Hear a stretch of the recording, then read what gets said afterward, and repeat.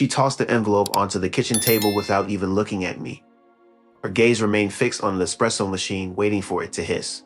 "Sign it," she instructed, her tone devoid of emotion, more like a clinical procedure than a request. The envelope, stark and precise, lay untouched between us as I observed her quietly stirring sugar into her coffee with the hand that once wore my wedding band for 7 years. The absence of the ring didn't prompt me to question his whereabouts. Despite the lingering scent of her skin from the previous night and the memory of her warmth beside me, I couldn't ignore the inevitable, the end that she had thoughtfully orchestrated. Without surprise but with a tinge of disappointment, I watched her take a sip, then heard her matter-of-factly state the lead to lead today. The home we had built, the mortgage I had paid, the life I believed we shared. All of it was suddenly solely hers.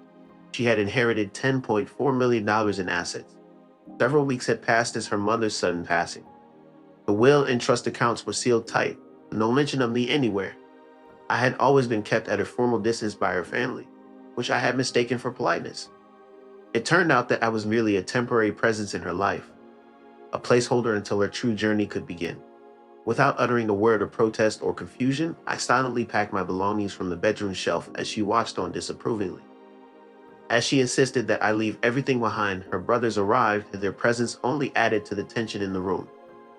Despite their initial attempts to keep the peace, the situation had already escalated beyond repair.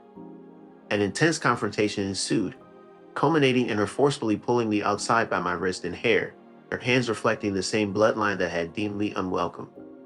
Through it all, I remained calm and did not resist, even as the chaos of the situation unfolded around me. My knee split on the concrete just before the door closed, and I spoke calmly and deliberately, "You will deeply regret this. Regret does not stem from punishment. It arises from truth, from exposure. People like her never expect to be watched." 2 days after being kicked out, I gained entry to our shared cloud storage. She had not changed the password yet, it never occurred to her. Most individuals delete things they are ashamed of, but she meticulously kept hers. Pictures of him looking older and thinner being married, in the same hotel room every Thursday, along with receipts and restaurant bills, including one for a prenatal massage from 6 months earlier. She claimed the miscarriage was sudden and that it was my fault. I ordered a paternity test kit and sent a courteous email to the lab director. I still had her discarded toothbrush, which she had used the morning she handed me the papers. As I waited, I smiled. Friends called, asking if I was okay. I convincingly lied, stating that I was discovering myself and that I was better off. Meanwhile, I observed her brothers posting photos from the backyard. During the third barbecue, amidst laughter, I noticed she was wearing the watch I had left behind.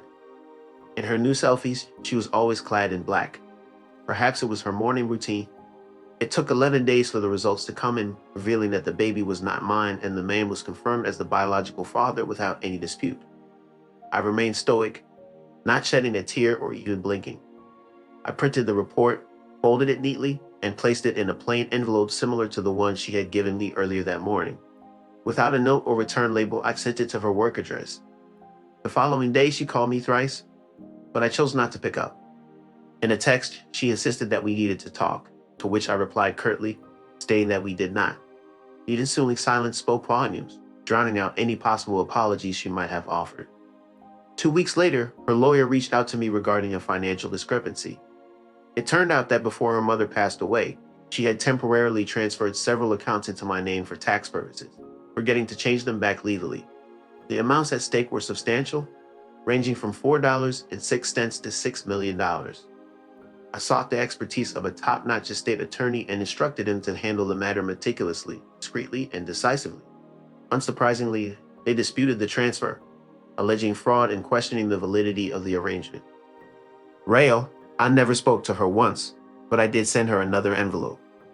Inside was a copy of the trust transfer signed, notarized, and timestamped 6 months before her affair began. I included a photo of her with the man, her hand resting on his chest, her wedding ring clearly visible. On the back of the photo I penned, "You should have been more careful."